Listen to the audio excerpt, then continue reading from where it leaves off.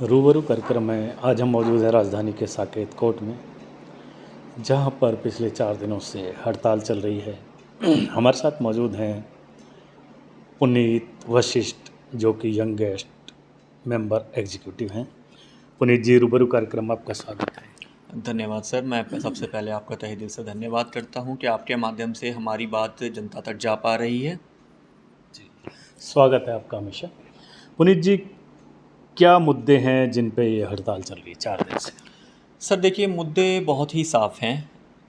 13 अगस्त को एलजी साहब ने एक नोटिफिकेशन निकाला था, जिसके चलते उन्होंने ये बताया कि अभी तक का जो हमारा लॉ का प्रोसीजर था, उसमें होता ये था कि जो न्याय का काम है वो कोर्ट का है, और जिसके चलते जो पुलिस वाले अपने केसेस में विटनेस हुआ करते थे, गवाह हुआ करते थे, उनकी गवाही कोर्ट रूम में जज साहब के सामने हुआ करती थी। और गवाही में वो अपनी केस प्रॉपर्टी जो भी चीज़ें हैं, जो तरीका था, उसी तरीके से वो शो करते थे, जिस पे एज एन डिफेंस लॉयर हम लोग उनसे क्रॉस एग्जामिनेशन, अपनी क्वेश्चनिंग जो भी हमें करना होता था, वो अपने सवाल पूछते थे, जो चीज़ें जज साहब की आंखों के सामने हुआ करती थी। अब इसमें एक बदलाव उस नोटिफिकेशन के बाद ये आता है कि वह नोटिफिकेशन कहता है कि अब उसके बाद कुछ थाने जो कि विटनेस रूम बना दिए गए हैं, और वही पुलिस वाले जो यहाँ आकर गवाही देते थे, अब वो वहीं से वीडियो कॉन्फ्रेंसिंग के थ्रू गवाही दे पाएंगे। अब इसमें अगर आप पूछेंगे कि इससे दिक्कत क्या है, सर इसमें दिक्कत ये आती है कि मैं आपसे एक छोटी सी बात कहूँगा।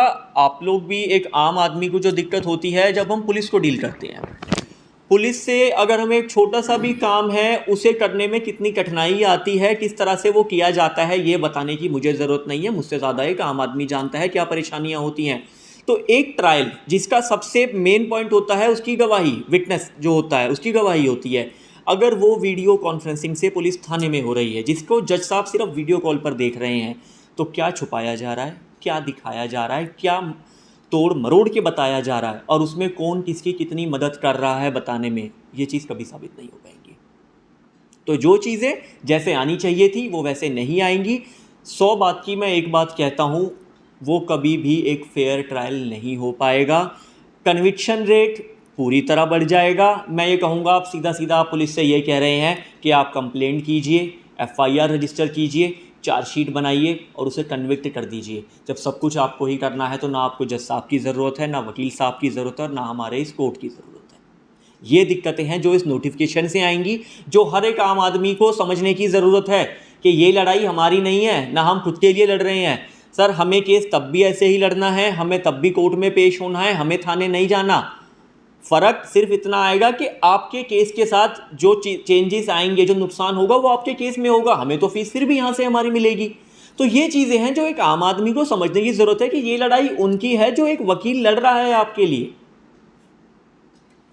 बहुत खूब। पुनीत वशिष्ठ जी, आप सबसे यंगेस्ट हैं, छोटे हैं। पुनीत जी की बात का एक ही निचोड़ है कि इस तरह के सिस्टम से पारदर्शिता में कमी आएगी, बिल्कुल, जो कि लोगों को उससे ये भी लगेगा कि न्याय पूरी तरह से नहीं हुआ। बहुत बहुत धन्यवाद, और आपकी सोच को हम भी नमन करते हैं। कैमरामैन ब्रजेश शर्मा के साथ VP Sharma, INS news. Thank you.